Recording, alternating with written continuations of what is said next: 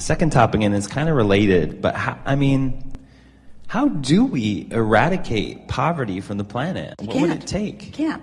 You can't push hard enough against things. There's a war against, a war against, a war against, a war against, a war against. They're all getting bigger. Because when you give your attention to it, you hold it in your vibration. So you don't eradicate anything, you just emphasize something else. Okay. It's like, how do you eradicate darkness from the room? Turn on the light. There's not a source of poverty.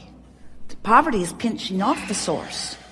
So you don't pinch off the pinching off the source. You open the valve. You turn on the light. You dance in the streets. You show evidence of abundance. And you point out abundance that people are living that they're not calling abundance. You call attention to the abundance that's there. Esther was saying the other day, she's been saying it quite a bit recently, because she's realizing that nobody gets her. She's really a freak. You all are. In the sense that words don't teach, it's life experience that teaches. So she has come to this awareness of life through all that she's lived, and her experience has been so broad, including the part that is us, that she stands in a place of knowing that she cannot accurately convey to anyone else. Especially on the subject of abundance, this subject has been coming up with her recently, because she hears people and she knows that what they're saying is working against them. But she can't get them to understand what she knows they must understand, because they can't see her clearly.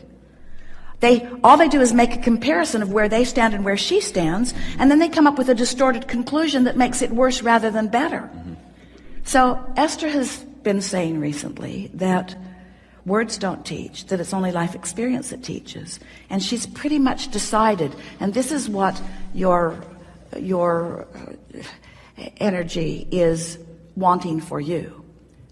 She's pretty much decided that she's going to stop trying to explain anything to anybody, since words don't teach, and just teach to the clarity of her example. Because she can say, don't do that, don't do that, don't do that. I'd rather it's this way, this way, this way, this way, this way. And they're going to do what they want to do, regardless of what she's saying, because they're not disobeying her. They're just manifesting what's going on in their vibration. So when you decide to just give up trying to control anything, give up trying to control their behavior, give up trying to control their actions, give up trying to control their beliefs, give up trying to control their vibrational patterning, give up trying to control it, and just tune in to this source that is you.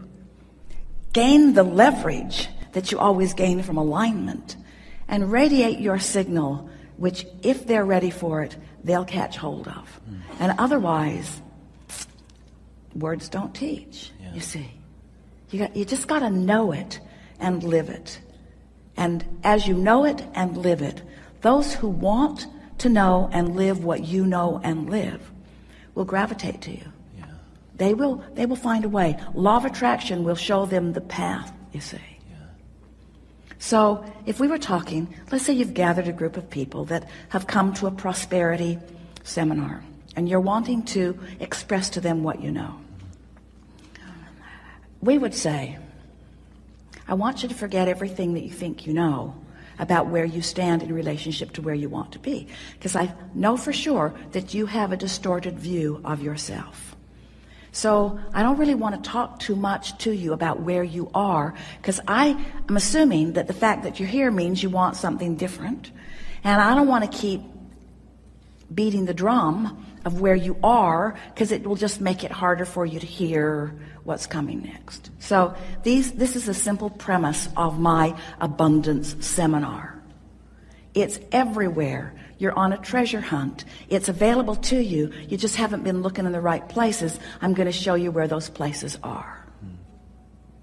That's how we would approach it. And then eventually you got to get to what we talked about this morning. Yeah. It's a vibrational place. It's an emotional place. It's a feeling place. Abundance is first a feeling. Without the feeling, the evidence cannot come. But once you get the feeling, then the absence of the manifestation, the sting is gone, and then the fun of watching it begin to roll in. You've experienced it. We know you have. You get on those, especially when you're new to this material. When you're new to it, your expectation is greater, you see. And when your expectation is greater, then your desire moves faster into fruition. We have a question for you. Yeah. What kind of abundance are you seeking for them? What richness are you wanting to guide them toward? Good question. So what showed up was inner freedom. Yeah. Alignment. Yeah. Alignment. That's the abundance that you want to guide them toward. Because if you can help them tap in to the stream that provides everything. Yeah. We think sometimes that the subject of financial abundance is the hardest subject to start with, because it's the subject that is showing you evidence all day, every day. So if you could start with something easier. Can you think of anything? I mean, from your teachings, appreciation and gratitude are the ways that I get instant prosperity and abundance in my field. Yeah, but that's so boring. When you need money and you've come to abundance seminar and somebody starts babbling about appreciation. All right. So for me, it's like puppies and kids and being around the ocean. I mean, that's Yeah. We agree with you, but we're talking about how can you convey to someone that they are the vibrational basis of what comes to them? Do you think that most people that you come into contact with have had... Esther was offering this description to someone the other day. Jerry and Esther spent a good deal of time, especially one long summer, on a raft floating down a river in Montana. And the river was not a really fast-moving river. It wasn't a white water experience. It was a pretty fast-moving stream. But sometimes they'd get into a part of the stream that was barely moving. And they could maybe even sit there for a while if they wanted to. And then they would paddle out to a faster moving part of the stream, and off they'd go. And they could, just by paying attention, they could see the current where it was. And so they could adjust their ride on the river to something that was slower or something that was faster, just because as the river was wider or narrower, and there were even currents within the stream that they couldn't see the reason for, but it was because of the width or the narrowness of what was beneath the surface of the water. And so it's like that in your experience, isn't it? In your financial experience, in your money experience, that sometimes the stream moves a little faster and sometimes it moves slower. So do you think you could get them to focus on some of that faster moving? Do you remember a time in your life when you felt freer about dollars, and what did that feel like? And then get them to ponder that, get them to think about that, and a lot of times they will say to you, I had far less, but I felt far freer. They will say to you, I didn't have the debt that I have, I didn't have the assets that I have, but I just felt freer. My money felt good in my pocket. The subject of... Do you remember a time when money didn't worry you?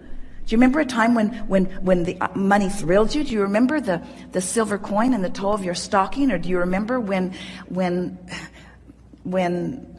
someone, usually grandmother or some friend, sent you $1 for your birthday? Do you remember?